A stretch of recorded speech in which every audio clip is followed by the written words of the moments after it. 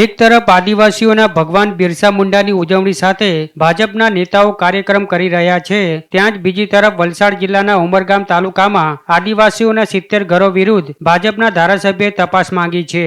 વાત જરા એમ હતી કે વલસાડ જિલ્લાના ઉમરગામ તાલુકાના ડેહલી ગામના જરીપાડાના લોકોએ એક ખાનગી કંપની સામે વિરોધ કર્યો હતો અને રસ્તો પહોળો કરવા બાબતે અવાજ ઊંચક્યો હતો, પણ ધારાસભ્યએ ગરીબો સાથે પડખે રહેવાને બદલે ગરીબો વિરુદ્ધ જમીન પર બાંધેલા વર્ષો જૂના ઘરો પર કલેક્ટરને ફરિયાદ કરી લટકતી તલવાર મૂકી દીધી છે।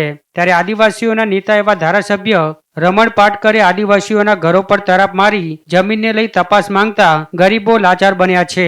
આ એ જ ધારાસભ્ય રમણ પાટકરે છે જેમણે થોડાક દિવસો અગાઉ ઉમરગામમાં આદિવાસીઓના ભગવાન બિરસા મુંડાના બલિદાનની મોટી વાતો કરવા સાથે ભવ્ય કાર્યક્રમ યોજ્યો હતો। ત્યારે હવે સંવેદનશીલ સરકાર અને આદિવાસીઓના મતો માટે કાર્યક્રમ કરતી સરકારના નેતાઓ આદિવાસીઓના ઘરો ઉપર આંગળી ચીંધે તે કેટલું યોગ્ય કહેવાય। ત્યારે ખાનગી કંપનીનો વિરોધ કરતા સ્થાનિક આદિવાસી લોકોના ઘરો પર ભાજપના ધારાસભ્યએ તરાપ મારી તપાસ માંગતા 70 ઘરોના સ્થાનિક આદિવાસી લોકોએ પરિવાર પર આપ તૂટે એ પહેલા ગ્રામ પંચાયતમાં જઈ વિરોધ કર્યો છે। જો કે જ્યારે આ મામલે ધારાસભ્યને પૂછવામાં આવ્યું ત્યારે તેમણે શું કહ્યું એ પણ સાંભળી લો।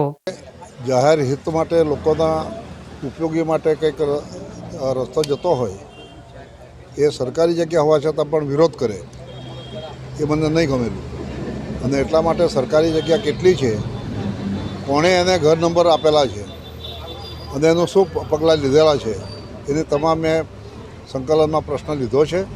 અને સરકારી જગ્યાની અંદર જે લોકો ઘર બાંધીને રહ્યા છે એ ખરેખર લેન્ડ કમિટીમાં જો એને ફાળવણી નહીં કરી હોય તો ગેરકાયદેસર દબાણમાં આવે, અને દબાણમાં જ્યારે આવતા હોય ત્યારે એના પર લેન્ડ કેબિનનો પણ ગુનો દાખલ થશે, એટલે આવતા દિવસ તેનું પરિણામ અમને બતાવીશું।